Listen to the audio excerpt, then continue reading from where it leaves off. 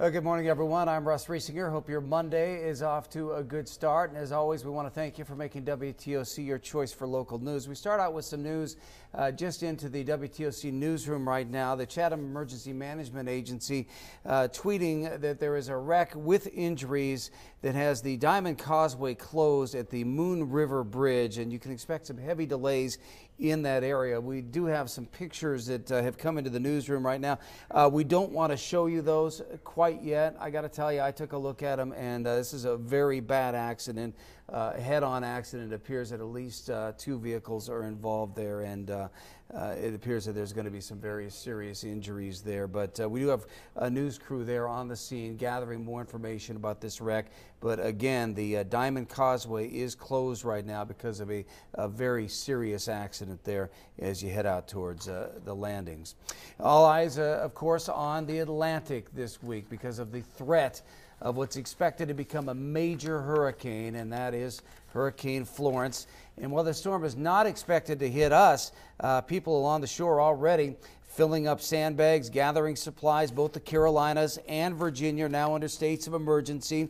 Fortunately, if Florence stays on the path that it is on right now, we should be spared any significant impact right here in the coastal empire and low country. But this storm could cause some major problems to our north before it's over. So they are definitely bracing for this up in the Carolinas, in northern South Carolina, and also in North Carolina. And no matter which direction Florence does end up going, anyone on the beaches should be taking some extra care this week. Rip currents could be a problem out there. The risks were elevated all weekend on Tybee Island. City officials are warning it could get even worse. Mayor Jason Buelterman says they are not telling people to stay out of the water per se at this point, but they do want you to swim in the safe direction and make sure that you're aware that those rip currents could become a real problem. So they say they'll be watching this storm very closely all week. And while Florence sets its eyes on the southeast today, marks the one-year anniversary of Hurricane Irma, which certainly caused a lot of problems around here. And tonight on WTOC, we're going to be taking a look back at the preparations and damage from that storm. Tune in tonight at 7. We're going to take a look at Irma's impact. All right, and as far as Florence goes, Cutter will be joining us tonight at 11 to tell us more about it. You can also track it on WTOC.com. Just click under the Hurricane Center there. It's right there under the Weather tab. You can also find out more important information on supplies that you need, as well as the latest from our First Alert Weather team. We've got a special section called Know Your Risk. And in that section, we've got the coastal empire and the low country split into different zones. It helps you see what could happen if a tropical weather system does come our way. And you can also find out all this information on our First Alert Weather app. Well, Beaufort County deputies are trying to track down a murder suspect, and they're asking the public for help in this one. Deputies putting out warrants for Jabri McNair, who they say is a prime suspect in the shooting and killing of Stefan Chaplin. Chaplin was killed at the Spanish Trace Apartments. Deputies say a lot of evidence points toward McNair being the shooter.